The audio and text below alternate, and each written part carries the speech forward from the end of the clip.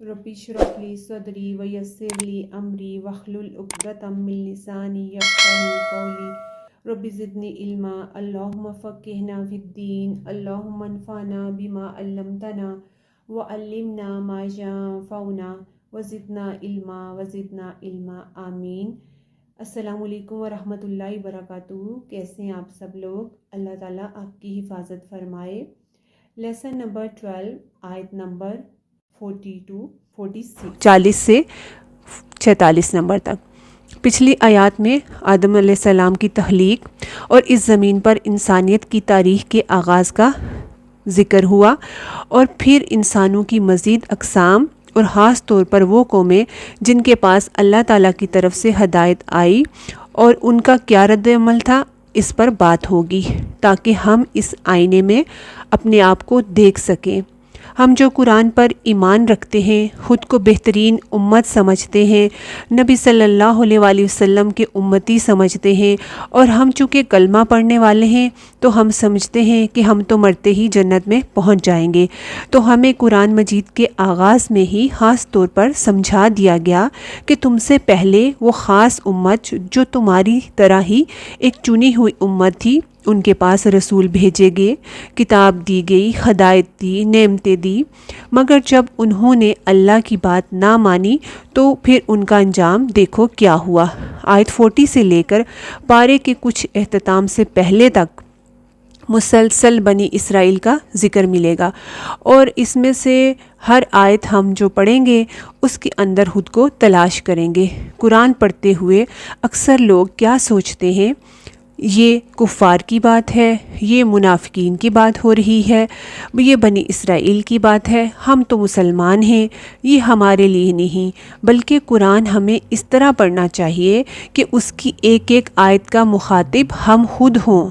अक्लमंद वो होता है जो दूसरों के तजर्बे से फ़ायदा उठाए, तो हम कहीं वो ना करें जो बनी इसराइल ने किया। अब समझते हैं इन आयात को। या बनी इसराइल अज़कुरू नेमती अल्लती अनअमतु अलैकुम व औफू बिअहदी ऊफ़ी बिअहदिकुम व इय्याया फरहबून। ए बनी इसराइल, याद करो मेरी नेमत, वो जो मैंने इनाम की तुम पर, और पूरा करो मेरे अहद को, मैं पूरा करूँगा तुम्हारे अहद को और सिर्फ़ मुझ ही से तुम डरो। अल्लाह ताला फरमा रहे हैं, ए इसराइल की औलाद, ए इसराइल के बच्चों, यानी याकूब अलैहिस्सलाम इनके बड़े बाप थे। जैसे आदम सबके बाप हैं, इसी तरह इसराइल याकूब औलादे इसराइल के बाप हैं। जब किसी को किसी के बाप के नाम के साथ पुकारा जाता है तो उसके पीछे एक मकसद होता है। नसीहत के लिए ये अंदाज़ इख्तियार किया जाता है। आबाओ अजदाद का ज़िक्र करके उनका मुकाम याद दिलाया जा रहा है कि मेरी नेमतों को याद करो। नेमत इसलिए याद कराई जाती है कि उसकी कदर दानी करो, शुक्र गुज़ार बनो। क्या नेमतें दी बनी इसराइल को? इनके अंदर अंबिया भेजे, किताबें दी, इनको फ़िरौन की ग़ुलामी से नजात दी अल्लाह ने, मनो सलवा उतारा, बादलों का साया किया, इनको बादशाहत दी, तमाम जहान पर फजीलत दी। तो कहा कि मेरी उन नेमतों को याद करो और शुक्र गुज़ार बनो। और क्या कहा कि वादे पूरे करो। कौन से वादे? अल्लाह और रसूलों पर ईमान लाना और ख़ास तौर पर नबी सल्लल्लाहु अलैहि वसल्लम पर ईमान, जिनका ज़िक्र इनकी किताबों में भी था।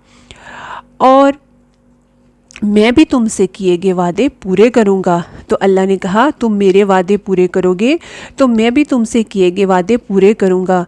तो अल्लाह ने क्या कहा था कि अगर तुम वो करोगे जो मैंने कहा है तो वो सब दूंगा जो तुम मांगोगे, जो तुम चाहते हो।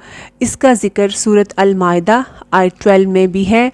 और क्या कहा? सिर्फ मुझसे डरो, सिर्फ अल्लाह का डर तुम्हारे अंदर हो।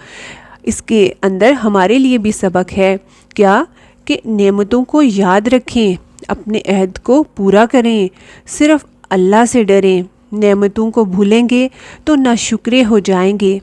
जैसे हदायत, दीन की नेमत, अल्लाह से क्या वादा किया गया था, ला इलाहा इल्लल्लाह नहीं भूलना और सिर्फ अल्लाह का डर रखना है। یہ ڈر ہی انسان کو سیدھا رکھتا ہے۔ یہاں فطری خوف مراد نہیں، یہاں اللہ کے مقابلے میں کسی سے ڈرنا منع ہے۔ انسانوں سے ڈر کر ان کی مرضی پہ چلنے لگنا، انسان اور اللہ کو پیچھے چھوڑ دینا۔ لوگوں سے ڈر کر اللہ کے حکموں کو پیچھے نہیں چھوڑنا۔ اللہ کی اطاعت کے لیے اس کا ڈر ضروری ہے۔ یہاں اللہ سے ڈرنے کا حکم دیا جا رہا ہے، اور لوگ کیا کہتے ہیں؟ مت ڈراؤ۔ پھر بنی اسرائیل سے کیا خطاب ہے؟ وَآمِنُوا بِمَا أَنزَلْتُ مُصَدِّقًا لِمَا مَعَكُمْ وَلَا تَكُونُوا أَوَّلَ كَافِرٍ بِهِ وَلَا تَشْتَرُوا بِآيَاتِي ثَمَنًا قَلِيلًا وَإِيَّايَ فَاتَّقُونِ، اور ایمان لاؤ ساتھ اس کے اتاری ہم نے تصدیق کرنے والی ہے واسطے اس کے جو تمہارے پاس ہے، اور نہ تم ہونا پہلے انکار کرنے والے، اور نہ تم بیچو میری آیات کو قیمت تھوڑی، اور صرف مجھ ہی سے تم ڈرو۔ پھر فرمایا ایمان لاؤ اس پر، یعنی قرآن پر۔ کس نے اتاری ہے؟ اللہ نے۔ اور وہ کس کی تصدیق کرنے والی ہے؟ ان کتابوں کی جو تمہارے پاس ہیں، تورات، انجیل، اور خاص طور پر جس میں محمد صلی اللہ علیہ وآلہ وسلم کے اوصاف ہیں، یعنی قرآن کیا ہے؟ یہ گواہی ہے نبی صلی اللہ علیہ وآلہ وسلم کی رسالت پر۔ قرآن کو مان جاؤ۔ اچھا، یہ کیوں نہ کہا گیا کہ نبی صلی اللہ علیہ وآلہ وسلم کو مان جاؤ؟ کیونکہ جو قرآن کو مانے گا وہ پھر نبی صلی اللہ علیہ وآلہ وسلم کی رسالت کو بھی مانے گا۔ یہ نبی صلی اللہ علیہ وآلہ وسلم کی سچائی کا گواہ ہے۔ اور پھر فرمایا نہ تم ہو جاؤ اپنے انکاری اس کے پہلے۔ کیوں کہا گیا؟ حالانکہ یہ سورت تو مدینہ میں نازل ہوئی تھی، یہود مدینہ میں ہیں، اور اس سے پہلے قریش کے لوگ نبی صلی اللہ علیہ وآلہ وسلم کا انکار کر چکے ہیں، لیکن پھر بھی ان کو کہا جا رہا ہے کہ تم سب سے پہلے انکار نہ کرو۔ کیوں؟ کیونکہ یہ لوگ صاحب کتاب تھے، صاحب علم تھے، ہاں ترتیب میں بعد میں آئے، لیکن ان کا جو مقام ہے وہ پہلے آتا ہے، مقام کے اعتبار سے کہ تم تو صاحب علم ہو، تم تو سب جانتے ہو۔ یعنی اگر جاننے والا انکار کرتا ہے تو اس کا انکار زیادہ شدید ہے اس کے مقابلے میں جو انجان کرتا ہے۔ سورۃ بقرہ آیت 146 میں آتا ہے کہ جنہیں ہم نے کتاب دی وہ اسے، یعنی کہ نبی صلی اللہ علیہ وآلہ وسلم کو اس طرح پہچانتے ہیں جس طرح اپنے بیٹوں کو پہچانتے ہیں، اور میری آیات کے بدلے تھوڑی قیمت نہ لو۔ تھوڑی قیمت سے مراد یہاں کوئی نقد پیسے نہیں ہیں، اس سے مراد یہ ہے کہ دنیا میں جو کچھ بھی ہے وہ سارے کا سارا تھوڑا ہے، کم ہی ہے، اور آیات سے مراد یہاں حق ہے، یعنی حق کو مت بیچو۔ کیا حق؟ یعنی محمد صلی اللہ علیہ وآلہ وسلم کی جو نشانیاں ہیں تمہارے پاس ان پر پردہ مت ڈالو، چونکہ نبی صلی اللہ علیہ وآلہ وسلم کو یہ پہچانتے تھے، آپ کی آمد کا انتظار کر رہے تھے، مگر جب آپ صلی اللہ علیہ وآلہ وسلم آئے تو انہیں ڈر لگا کہ اگر ہم ان کو مان جائیں گے تو ہماری سرداری چلی جائے گی۔ اپنے دنیا کے مفادات اور مصلحتیں اور سرداری بچانے کے لیے انہوں نے آپ کا اور آپ صلی اللہ علیہ وآلہ وسلم کی تعلیمات کا انکار کر دیا۔ اس سے انہیں منع کیا جا رہا ہے کہ تمہاری کتابوں میں جو نبی صلی اللہ علیہ وآلہ وسلم کے متعلق نشانیاں ہیں ان پر پردہ نہ ڈالو اپنی سرداری کے جانے کے خوف سے۔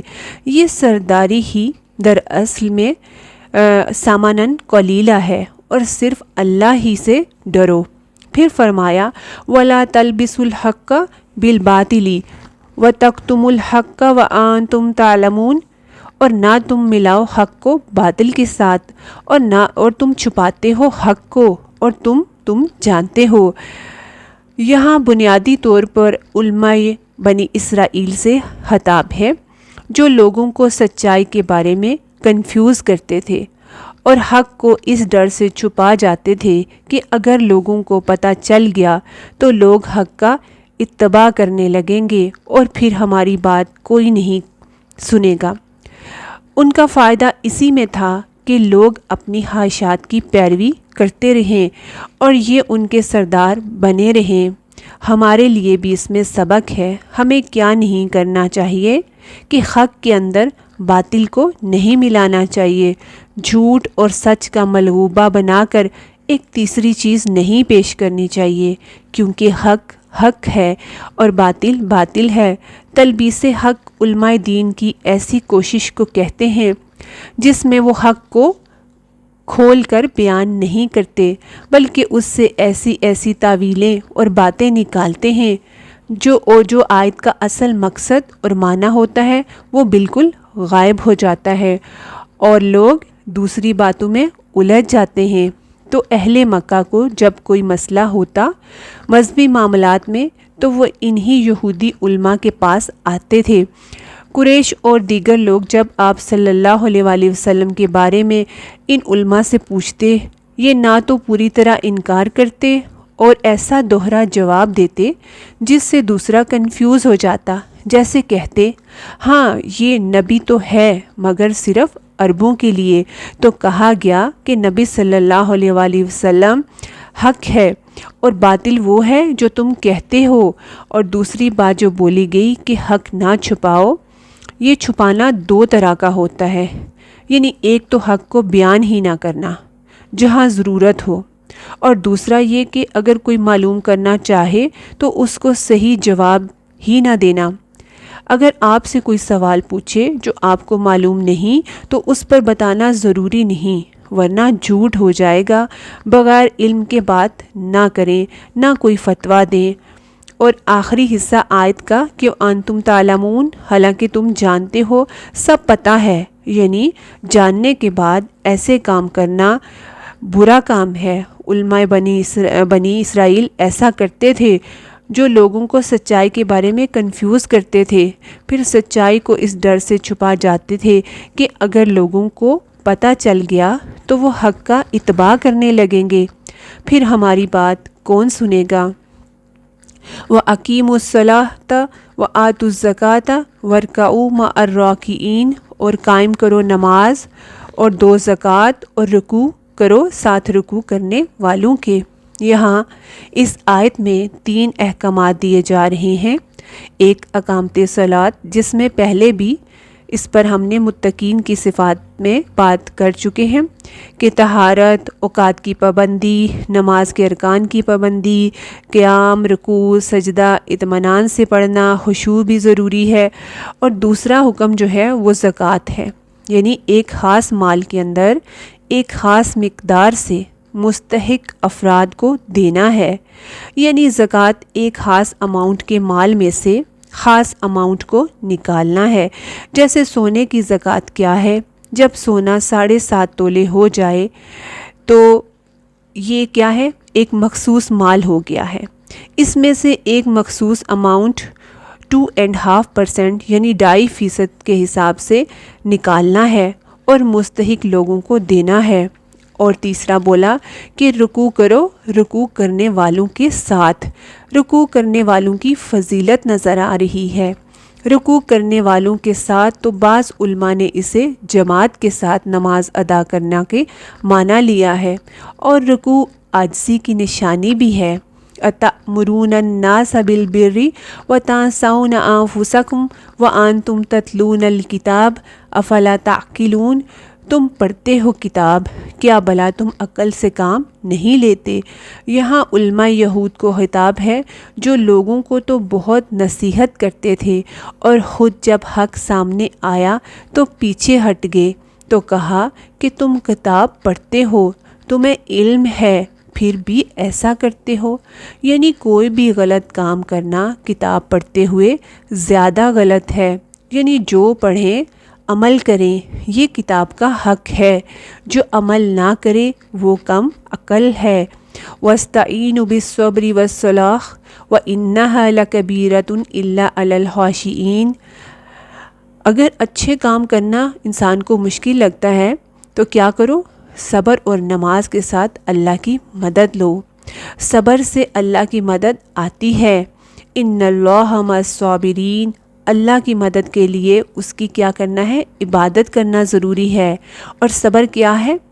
اللہ کی خاطر نفس کو برائی سے، حرام چیزوں سے روک لینا۔ مشکل ہو تو صبر کرو اور مدد کے لیے نماز پڑھ کر مدد طلب کرو۔ نبی صلی اللہ علیہ وآلہ وسلم کا بھی یہی طریقہ تھا، مگر یہ آسان ہی بھاری ہے، مگر ڈرنے والوں کے لیے، خاشعین کے لیے مشکل نہیں ہے۔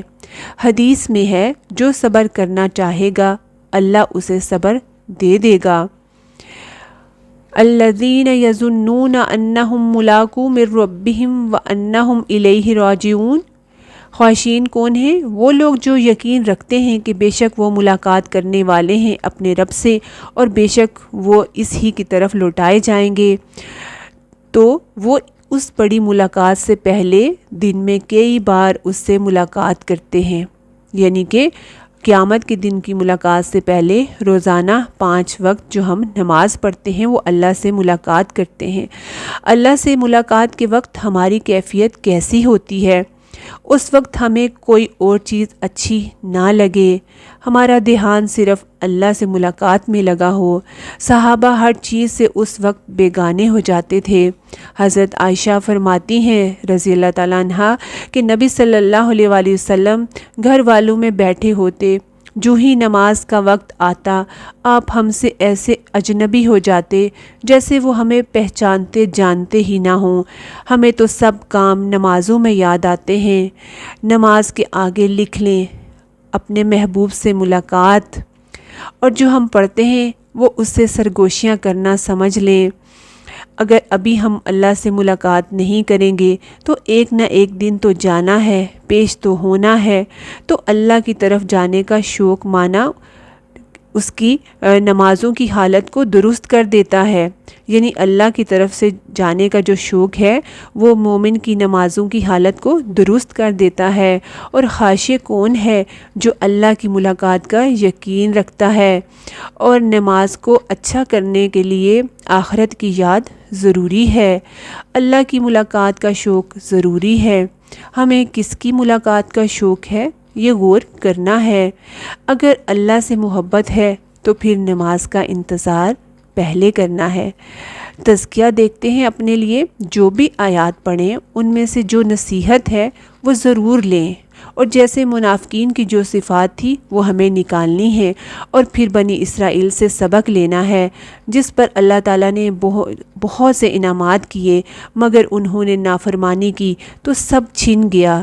اللہ کی نعمتوں کو پانے کے لیے اس کے احکامات پر عمل کرنا ضروری ہے۔ السلام علیکم ورحمۃ اللہ وبرکاتہ۔